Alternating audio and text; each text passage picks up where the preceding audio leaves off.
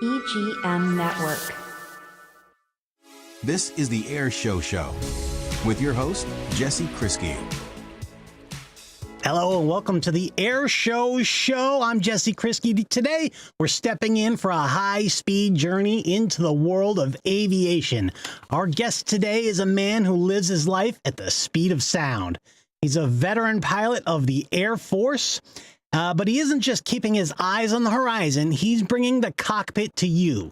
He's currently touring the nation with DreamBIG Entertainment. It's a Top Gun Maverick experience, and it's bridging the gap between the legends of aviation history and the future of STEM education.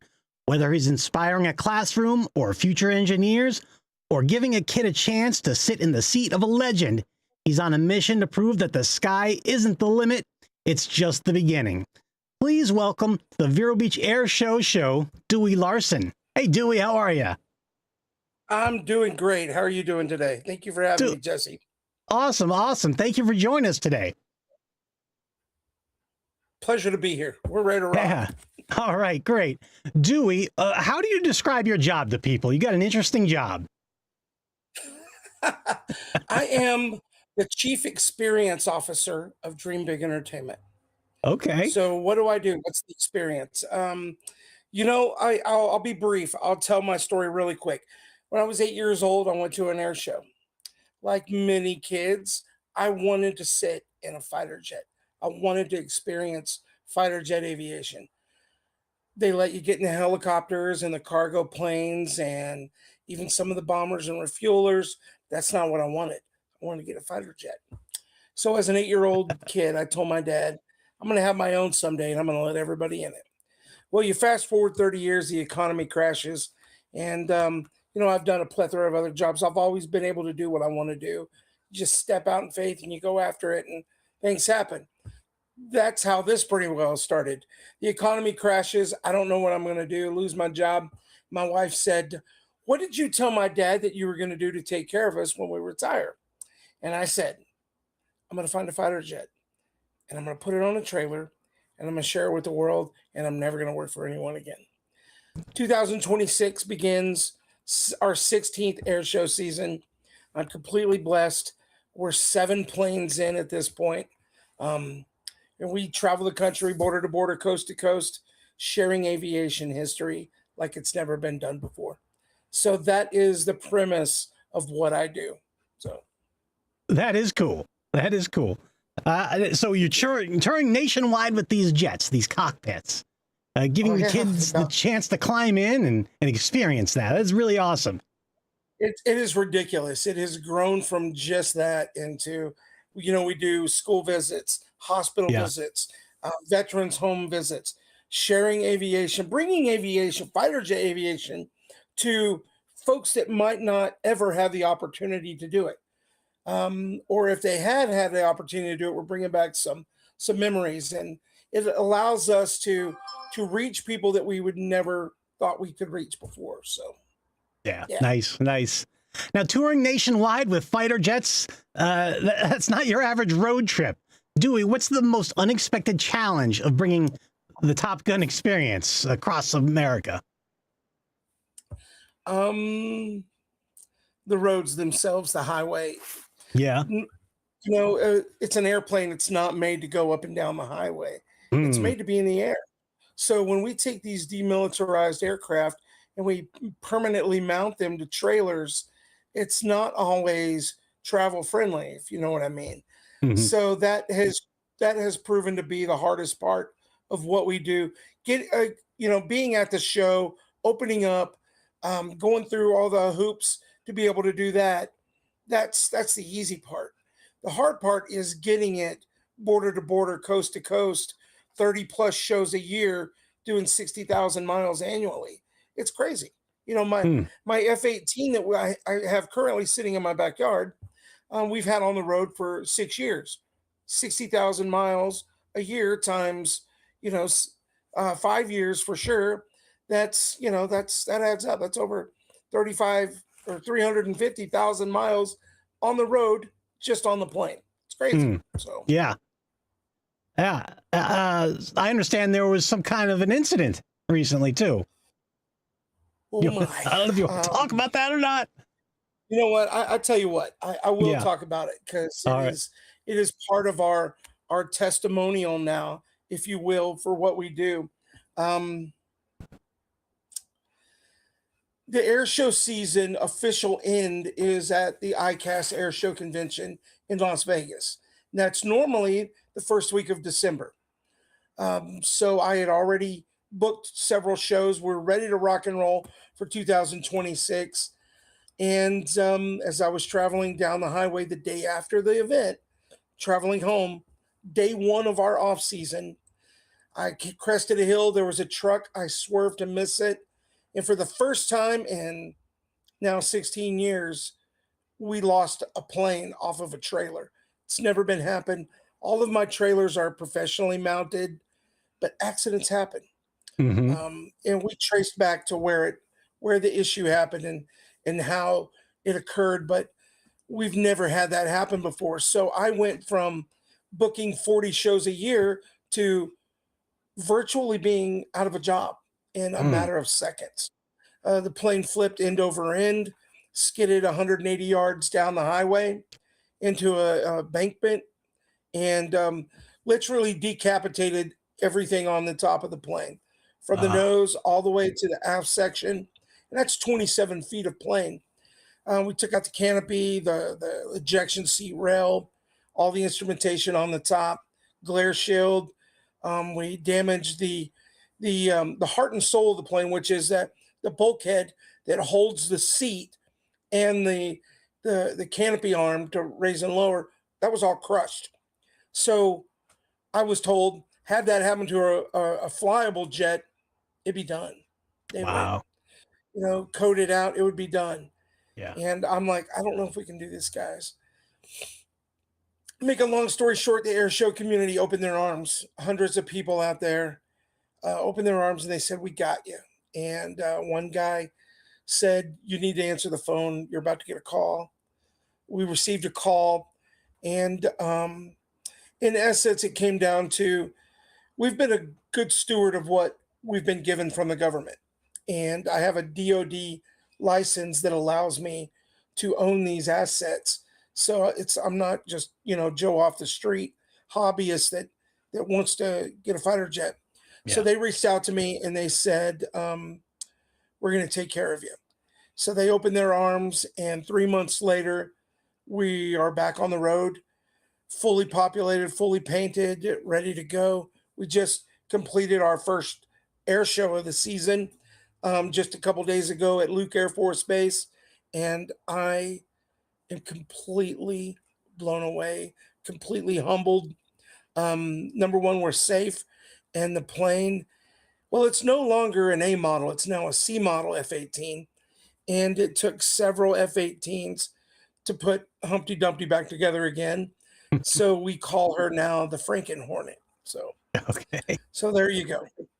All right. I'm glad she's back together and everybody's okay. Just my pride and ignorance was damaged. I Yeah. mean, I just a lot of lessons were learned, and I hope to not ever have that happen again. I don't recommend it. No doubt. Yeah. I wouldn't recommend that at all. Yeah. All right. Now, Dewey Larson, we're speaking with. He's DreamBIG Dewey on Instagram, the head of DreamBIG Entertainment.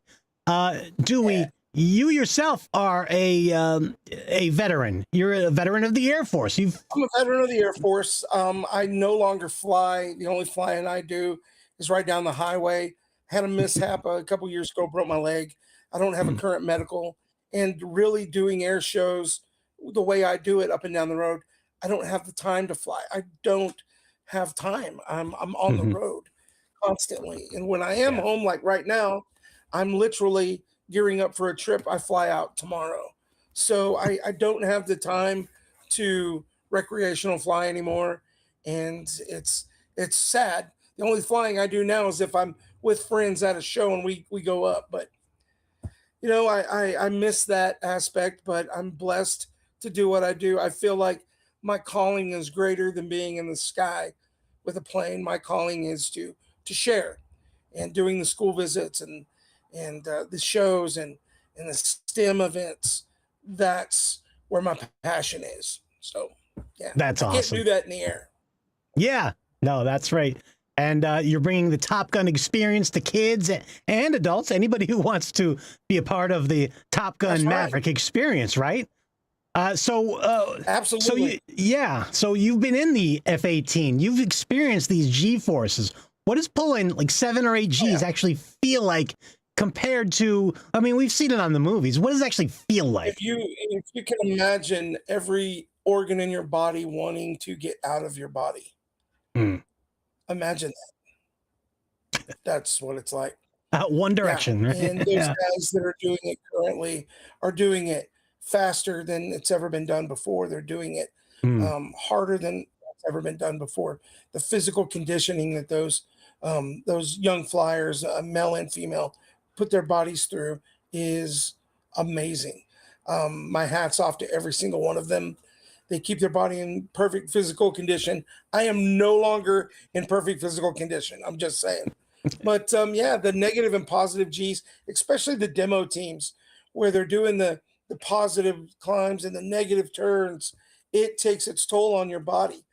It's got to. I Yeah. feel like probably if you ask every one of them, they would want to fly on a demo team and represent their country for as long as possible. But honestly, our bodies aren't made to do that on a Yeah. day-to-day basis. Yeah. And things are happening fast, really fast in a F-18. How do you process? How do you train your brain? I mean, you can do push-ups and sit-ups and train your body, but how do you train your brain to process that information as fast as you need to in the cockpit? It's like anything else you do. It's practice, practice, practice, training, training, training, until it becomes second nature. When an emergency happens, it's second nature. It just you do it. You just do it. Um, think of something simple. Think of something simple, like for example, driving down the street maybe, and a little dog or something runs out in front of you while you're driving. If you've trained and you are an experienced driver, you don't even think about it. Your foot immediately goes to the brake. That's just one thing. So imagining you're in a plane and you check the throttle, you check your pressures, you have so many things to check, and it's boom, boom, boom. It's pattern work, Mm. and you just do it. So Just training, train, train, hopefully train. that hopefully Yeah. that works. Yeah. Yeah. Now, Dewey, you use these jets to get kids excited about STEM, about science, technology, and math, and engineering, right? That's the E. Absolutely. Absolutely. What is one physics fact about the F-18 that never fails to blow a student's mind? Hmm. There are many about the F-18 in general. It was a true fly-by-wire aircraft. It's let's put it this way: without revealing certain secrets, it took the F-18 replaced 4 different aircraft all at one time. Hmm. It was a true strike fighter slash attack aircraft. They're currently using the F-18 for like what I did in the Air Force Airborne Command and Control. They're doing it in fighter jets now. Yeah, the E version, the F version, the 2-seat growler. It's an electronic countermeasures aircraft. So they'll send it up and it'll loiter and go around and it'll tell people what to do. It's doing forward operations from the air right there. People don't think about that. They think we just go in, we're on a mission, we look for the guy and we blow him up. Right. That is not the way modern warfare is. Just what the aircraft can do, what it's capable of doing. You get fulls, like the F-35 and the F-22. It's a little. I don't know if you can see me here. I'm going to take my wrist Mhm. right here. So they have this motion right here. Okay. The F-18, we still got full range of motion. We're doing everything in there. Now it's all computers. A little bitty touch, a little here, So flying is different now. There's some great guys, like, for example, one of our friends, Sam Larson, who comes from the F-22 community. He's now a Thunderbird. Well, he had to retrain to fly the F-16. You don't just get in another fighter jet and fly it. They're each different. They all have their own idiosyncrasies. They all have their own processes. And what I think people take that for granted. You don't just get in a plane and fly it. It is repetition to be able to do it and do it at a high level, but you don't just do it. It's not for anybody. It's not for everybody. So Okay. Yes, you can't. hopefully that's the dumbed down answer. I can get into further detail, but I don't want to insult anyone's intelligence or my own. Well, do you think that's the biggest misconception the public has? That they think, oh, you're a pilot, you can just get in any plane and just take off and land? Or what do you think is the biggest misconception people have about pilots? I think that's a huge misconception. I even think, like, private pilots think that they can be able to get in there. Everybody wants to be a rock star race car driver, but not everyone can do that or should do that. Let's be real. Not everyone that goes out to become an aviator can finish it and become an aviator. It's not for everyone. So yeah. I've talked to a few air show performers about that. There's guys that fly that want to become air show performers. Well, careful what you wish for, because it's not for everybody. Some guys are better. And I'm going to stop. There's solo performers out there, and there's also formation flyers. People feel I love formation flying. I think it's amazing because I understand. I'm a student of the game. I understand what it takes to be able to do those type formations. It is not easy. Not everyone that can fly a plane can do it. So next time you're watching one of those planes fly together in a group of 3 or 4 other aircraft, oh my gosh, those are amazing aviators. And then you put in aircraft that are dissimilar, they have no reason to be flying, like with one another. A P-51 with an F-16. Oh my gosh, that P-51 has to be going as fast as it can go, just so that the F-16 doesn't fall out of the sky flying next to it. It's crazy. Those guys are so amazing. I think that's what I love about air shows. Even as a student of the game, I'm still blown away and hypnotized by what these aviators are able to do these days. It is a blessing to be out there and still be a fan of this awesome industry that I'm in. So yeah. It is incredible. Absolutely incredible. And I want to remind everybody, the Vero Beach Air Show is May 15th, 16th, and 17th. And get your tickets. They are available at the official website, veroairshow.com. Again, that's May 15th, 16th, and 17th. And DreamBIG Dewey will have a display there that you can climb in. You won't be there. Yeah, I will be there. You will be there. You will be there with your. I will be there. Yep. You will be there with your Tomcat, your Top Gun Maverick display, F-18 display. You can climb in and get pictures. Yeah. All right, Dewey, you're touring the country with these displays. Why is it so important to keep the history of naval aviation alive for the next generation? I don't think it's just naval aviation. I think it's military aviation from the times of the early 1900s all the way to current. Aviation has always been a dream, and getting to the next level, the next echelon of aviation. We're always striving to be better, bigger, faster, safer, and it's just important from a military side. I hope that I'm wrong, but I think oftentimes the general public is so blocked out. They don't get to see what the capability of these things really are. And not just the capability of why we have those capabilities, why there's such a necessity for us to have. The tides of war have been won, war after war after war, in the skies. If you can maintain control of the skies, you're going to control the ground eventually, if you don't already. And it's proven. You can look back over the years. Whoever had this, and before flying, it was the Navy. Whoever had the strongest Navy, they were the winners. They're not on the land, they're in the water. But whoever had the strongest Navy seemed to win. Well, now it's a fact. You have the strongest Air Force, or a naval aviation group, or marine aviation group, who, if you control the skies of that land, you will win. We win that battle. They reshape history. Our technology is greater. We're the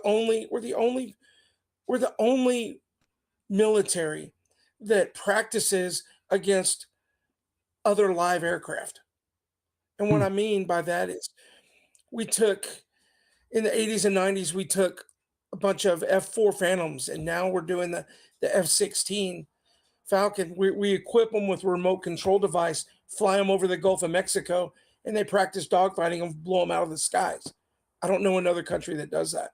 That's why our guys are the best of the best. They train against live enemy. And,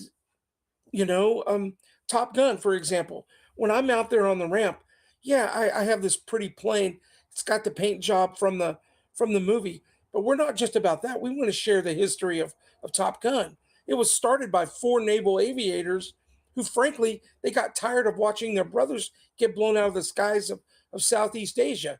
So they said, hey, we've got to do better.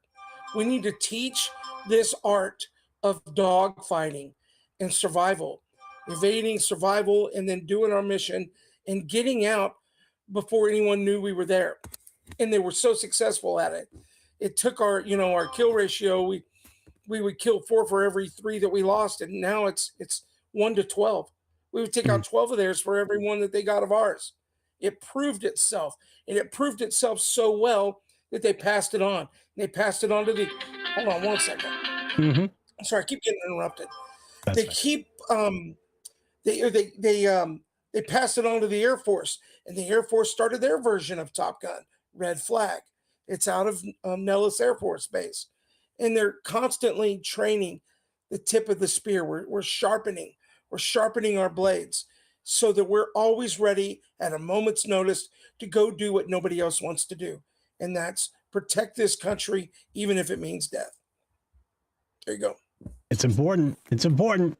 Very good. Absolutely. Dewey Larson. Yeah. We got about 1 minute left, Dewey. If a kid walks away from your display today and decides to pursue aviation tomorrow, what is the first piece of advice you'd want that kid to remember? Don't let anybody tell you no. Don't let anybody tell you no. If your heart is that wants something, and you feel like it's a part of you, it's who you are, don't let anybody else steer you wrong. You put your mind to it. There's always a way. I see a lot of people failing because somebody says, no, you're not good enough. You don't have the best eyesight. You know what? You go after your dreams and don't let anybody tell you no. You'll find a way. And if you're open-minded, your horizons might be broadened even brighter than what you could have imagined yourself. Just don't give up on your dreams and goals. That's what we inspire people to. Good advice. Very good. Dewey Larson, you can check out his display, DreamBIG Dewey. That's going to be at the Vero Beach Air Show. There's the Instagram, DreamBIG_Dewey. And you can check him out at the Vero Beach Air Show. He's going to have his display behind the grandstands there, May 15th, 16th, and 17th. Got to get your tickets at VeroAirShow.com. All right. Dewey Larson, I want to thank you for joining us today. Hey, thanks for having me. I truly appreciate it.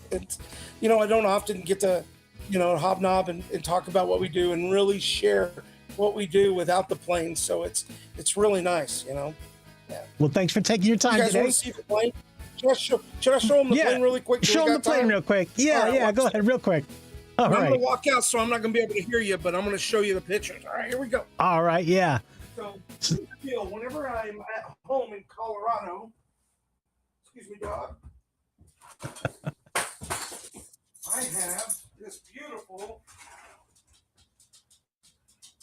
F-18 Hornet. You guys see that? Yeah, it's a little cloudy on that screen, but yeah, we see that F-18 Hornet cockpit right there in the backyard on the trailer. That's pretty cool. Very cool. Awesome. Awesome. All right, Dewey, we'll see you at the air show. All right. God bless y'all. We'll see you at the show. Come see me on the ramp. There you go. All right, May 15th, 16th, and 17th, VeroAirshow.com. Thanks a lot, Dewey. Take care, everybody. Thank you.